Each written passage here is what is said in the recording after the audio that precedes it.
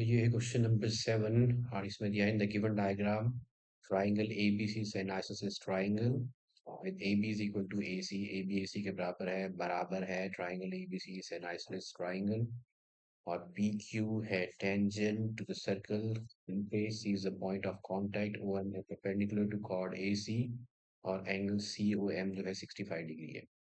Angle COM 65 degree है तो angle AOM भी 65 डिग्री होएगा। हमें फाइंड आउट करना है एंगल ABC। तो हम करेंगे इसका फर्स्ट पार्ट, क्वेश्चन नंबर 7 का फर्स्ट का ए पार्ट। सो ये है क्वेश्चन नंबर 7 फर्स्ट का ए पार्ट। ओके, इसमें दिया है एंगल COM है 65 डिग्री। सो एंगल COM दिया है 65 डिग्री। अब इसमें एंगल AOM भी 65 डिग्री है क्योंकि ये दोनों ट्राइंगल्स हैं कॉन्ग्रुएंट RHS रूल से। AO OC के इक्वल है, ये 90 डिग्री है, ये 90 डिग्री है, तो हम लिख सकते हैं angle AOM is also 65 degree. Angle AOM is also equal to 65 degree क्योंकि ट्राइंगल AOM जो है वो ट्राइंगल COM को कॉन्ग्रुएंट है। तो यहाँ से हमें मिल जाएगा एंगल AOC। एंगल AOC है इन दोनों का sum, angle COM plus angle AOM, तो 65 प्लस 65 है 130। नाउ एंगल AOC जो है 135 डिग्री है, सॉरी 130 डिग्री है और हमें फाइंड आउट करना है एंगल ABC। अब इस आर्क ने ये बनाया है सेंटर पे एंगल और ये बनाया रिमेनिंग पार्ट पे, तो this angle is double of angle ABC और वी कैन से हमें फाइंड आउट करना है angle ABC। So angle ABC है half of angle at the centre. So angle ABC is half of angle AOC और reason है angle subtended bye an arc at centre is double. तो ये इसका double है और ये इसका हाफ है। Angle subtended bye an arc eight center is double the angle subtended by same arc in the remaining part of the circle। तो बीच वाला डबल है तो रिमेनिंग पार्ट का जो एंगल है वो उसका हाफ है। इस double the angle subtended bye the same arc in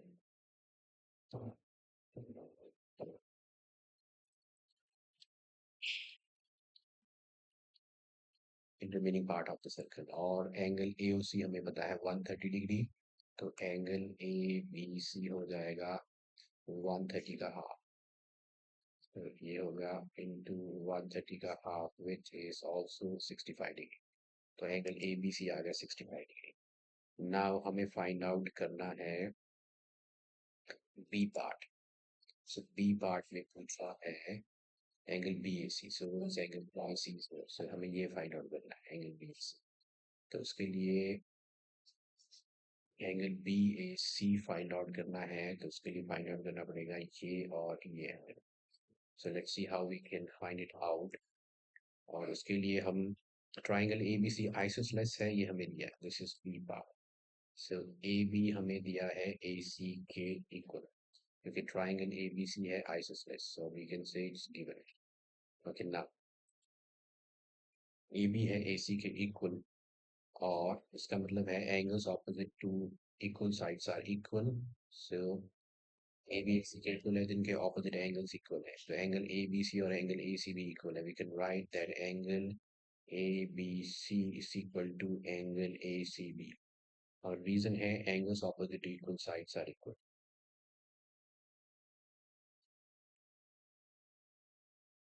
so angles opposite to equal sides are equal, तो ये दोनों एंगल है इक्वल। नाउ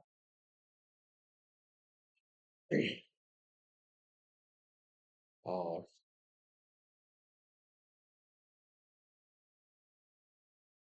हमारे पास ये एंगल, हमने एंगल ABC निकाल लिया है, तो ये दोनों हो गए 65 degree. So that means these two are 65 degree each. तो ये हो आपके 65 डिग्री, क्योंकि एंगल ए बी सी 65 है, ये दोनों एंगल इक्वल तो हो गए 65 डिग्री।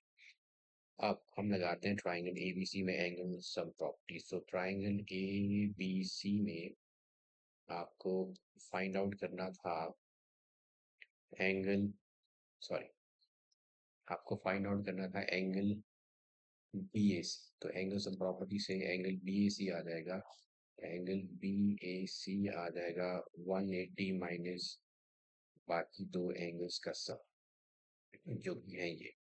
तो 180 minus 65 plus 65 which is 130। So 180 minus 130 है 50 डिग्री। और ये आ रहा है angle sum property of the triangle, हमने सीधा लगाया। Now we have got angle means BAC आ गया अपने पास 50 degree. So next we have to find BCQ. BCQ, this is BCQ this. So BCQ or angle BAC, these are equal because these are the angles made by the chord with angle made with chord is equal to angle made with the tangent. So we can see that angle BCQ भी 50 degree है। इसका reason ये है कि ये angle जो है, this angle BCQ, this is the angle made by the chord with the tangent, chord with the tangent. तो हम लिखेंगे angle made with chord is equal to angle made with the tangent. Angle made by chord with chord, angle made with chord is equal to angle with the tangent. So angle BCQ भी आ गया 50 degree. This is angle BCQ. So we can write here that angle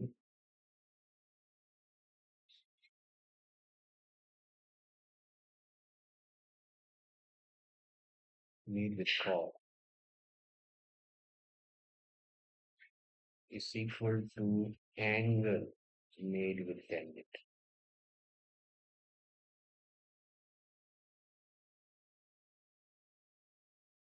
तो जो chord ने angle बनाया है वो tangent के साथ जो एंगल है उसके इक्वल होता है। तो एंगल BCQ आ गया आपका, ये एंगल आ गया 50। This is angle made by the chord with the tangent, और ये एंगल है आपका 50 degree. So chord with the tangent, तो ये है आपका, ये एंगल जो है ये आपका 50 है, ये आपका है 65। Sir angle BCA, angle BCA ये आपका एंगल 65 है।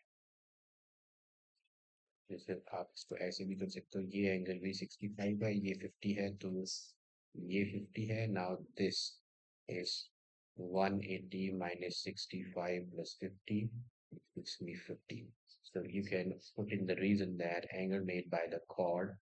So just put in the reason that angle made with the chord is equal to angle with the tangent. Angle BCQ है आपका 50 degree. This is the angle made by the chord with the tangent is equal to the angle made by the chord with the tangent, or the alternate segments here the same, ये आप लगा सकते हो। तो ये angle BCQ भी 50 degree आ गया। Okay, move करते हैं नेक्स्ट पार्ट पे। सो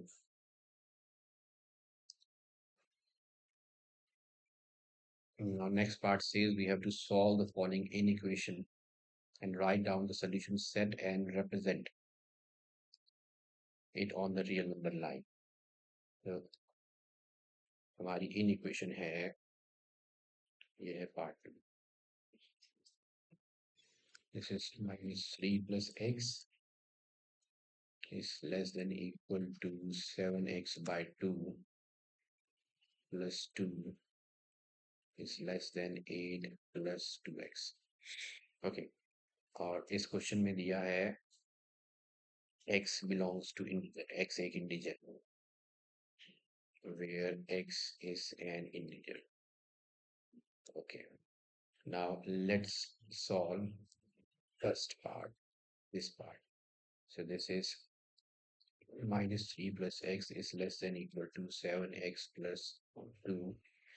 let's shift -3 to the right hand side, so this is 7x plus 2 plus 2 plus 3 which is 5। so x is less than 7x and shift 7x by 2 to the left hand side. So x minus, yeah, 5. So this is minus 5x by 2 is less than 5. अब हमें negative हटाना है, दोनों side negative से multiply करना है, तो ये इनइक्वालिटी का साइन चेंज हो जाएगा। क्यों? क्योंकि -3 बड़ा होता है -4 से, लेकिन जैसे ही आप नेगेटिव साइन हटाओगे 4 बड़ा हो जाएगा, तो ये साइन आपका, we have to change it. So this is now 5x by 2 is greater than equal to -5. तो यहाँ मिल जाएगा आपको x is greater than equal to -10 by 5 which is -2. So x is पहला मिल गया, x is greater than -2 और हमें लेने सिर्फ integer. So x is greater than equal to -2। अब कंसिडर करते हैं इसकी दूसरी इनइक्वालिटी का पार्ट जो कि है ये तो ये है 7x by 2 plus 2 is less than 8 plus 2x. Shift all the x and the numbers to one side. So ये हो जाएगा 2x is less than 8 minus 2. यहाँ ले लिया LCM तो बन गया 4. This is 3x is less than, this is 6. This is 6. Okay. So ये हो जाएगा x is less than 6 to that is 12 by 3 which is 4. So x is less than 4. So x हो गया less than 4 is equal to 4.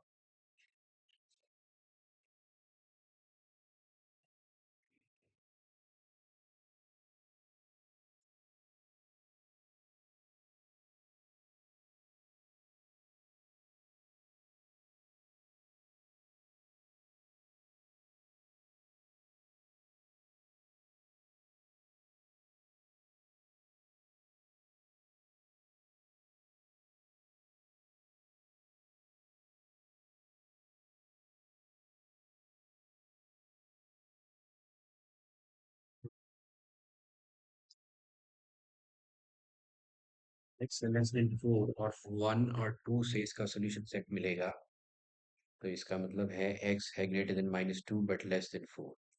तो जो solution set है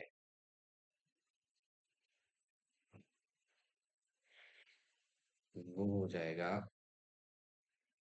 -2 included है और 4 इंक्लूडेड नहीं है, तो ये है सॉल्यूशन सेट -2 से लेके 4 तक। और इसे आप ऐसे भी लिख सकते हो -2 -1 क्योंकि इंडिजर्स है, ये है इंडिजर। सो -2 -1 0 1 2 3 4 इंक्लूडेड नहीं है, तो ये है सॉल्यूशन सेट। सॉल्यूशन की स्पेलिंग गलत है, सॉल्यूशन सेट। ओके, अब हमें दिया है we have to represent it on the number line.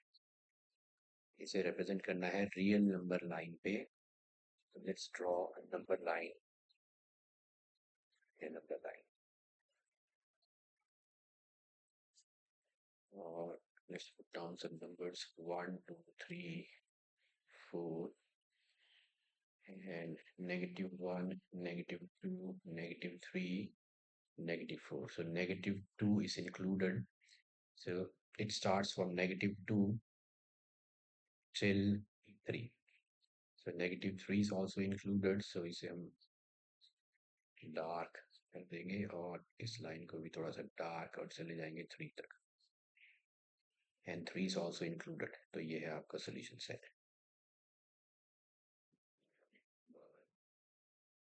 -3 value included है, तो मेक श्योर यहाँ पे सर्कल बना के उसे आपको डार्क करना है, और 3 भी इंक्लूडेड है तो उसे भी डार्क करना है। तो ये सिर्फ इंडिजर्स है यहाँ पे, तो ये सिर्फ इंडिजर्स, नॉट सिर्फ -3 -2 -1 0 1 2 और 3 लेने हैं, ये बीच की वैल्यूज नहीं लेनी है क्योंकि ये सिर्फ इंडिजर्स है, सिर्फ इंडिजर्स। ओके,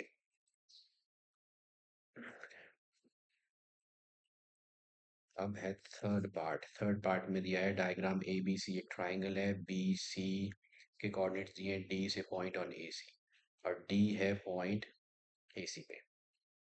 ओके, यहाँ पे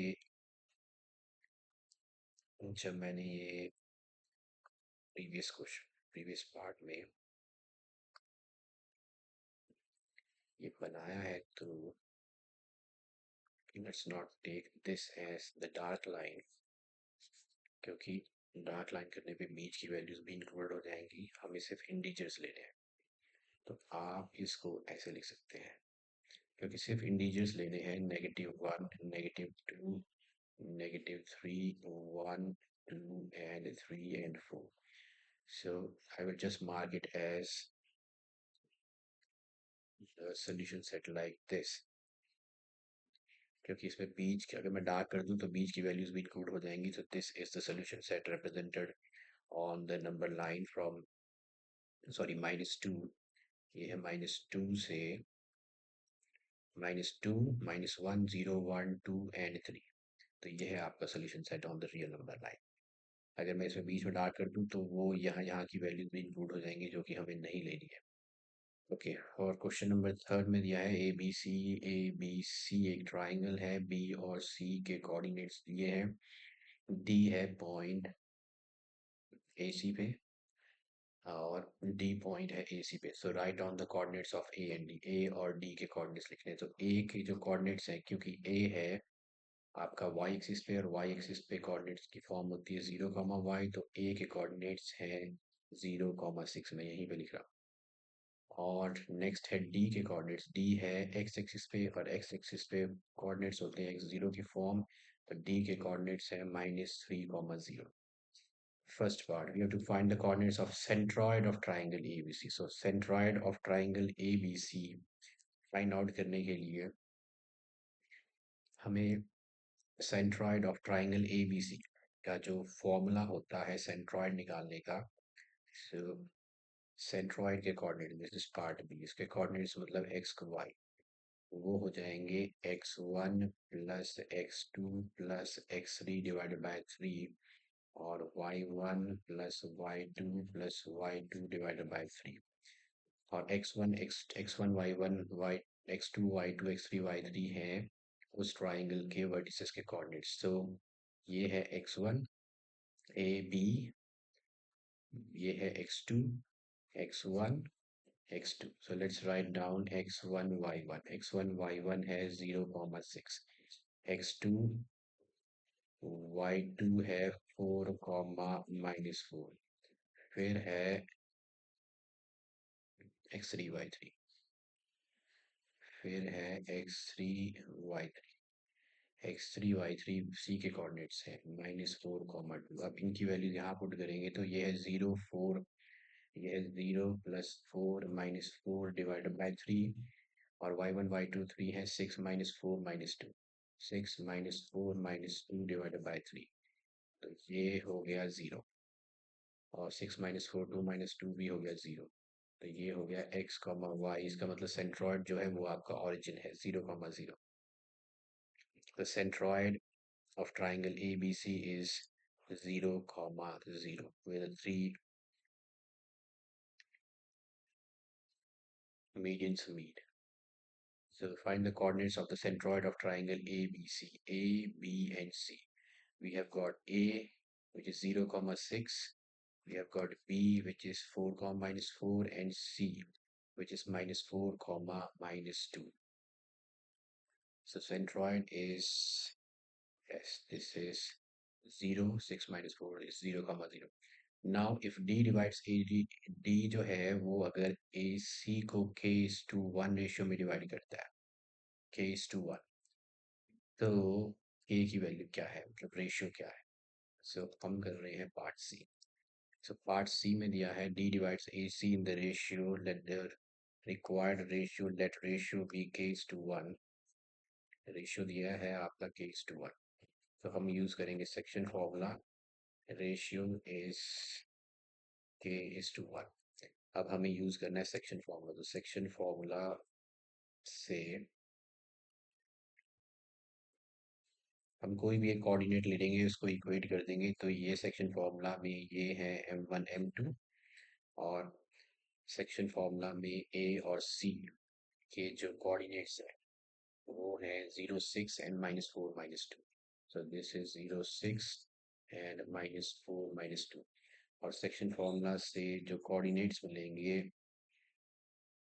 डी के, वो हो जाएंगे एक्स वाई, ये है m1 x2 plus m2 x1 upon m1 plus m1। Next है m1 y2 plus m2 y1 upon m1 plus m2। और ये है हमारे कोऑर्डिनेट्स x1 y1 और x2 y2।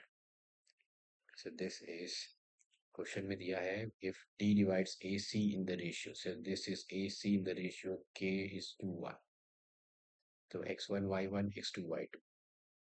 ओके, और d के कोऑर्डिनेट्स हमें ऑलरेडी पता है, d के कोऑर्डिनेट्स है -3, 0, तो यहाँ आ जाएगा -3, 0, क्योंकि सेक्शन फॉर्मूला से हमें उस पॉइंट के कोऑर्डिनेट्स मिलते हैं जो पॉइंट उस लाइन को गिवन रेशियो में डिवाइड करता है। तो डी के कोऑर्डिनेट्स हमें ऑलरेडी पता है, m1 है k, x2 है -4, m2 है 1, x1 है 0 upon m1 plus m2। m1 plus m2 is k plus 1। Okay, ये फाइंड आउट करने की मुझे ज़रूरत नहीं है, I can just leave it as it is, क्योंकि मुझे इसमें इसको इक्वेट करूंगा तो मुझे k की वैल्यू मिल जाएगी। तो -3 is equal to -4k by k plus 1, cross multiply करने पे मिलेगा -3k -1 -3, sorry -3k -3 is equal to -4k।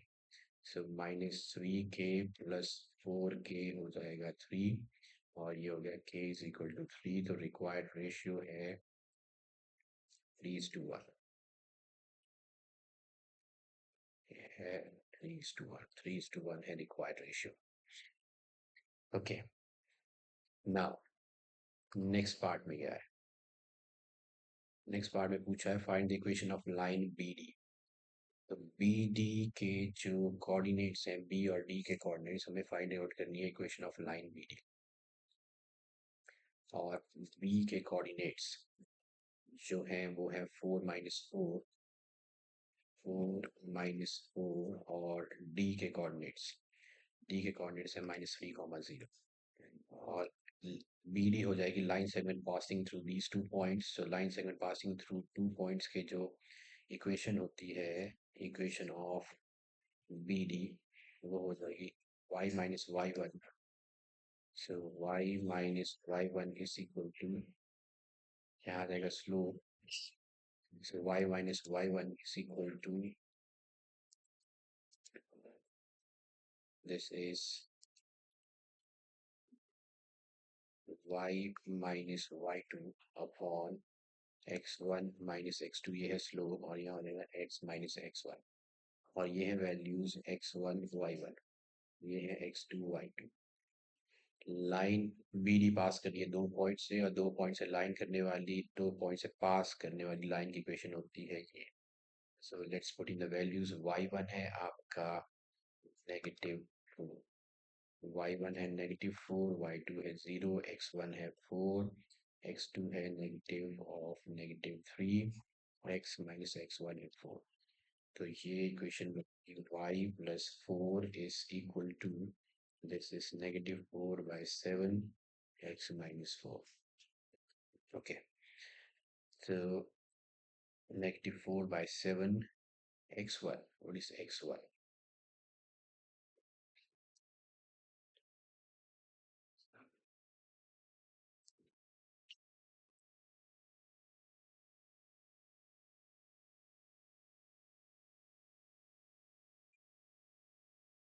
Okay, so let's cross multiply करने पे मिलेगा 7y plus 28 is equal to -4x plus 16। तो ये हो जाएगा 4x plus 7y, ये तो चला गया, 28 minus 16 is 16, sorry 12, this is 12 is equal to 0. So 4x plus 7y plus 12 is equal to 0 is the equation of line BD. Okay, so ये हो गया question number 7 solved, and with this we are done with this set. Do like, share and subscribe. Thank you for watching.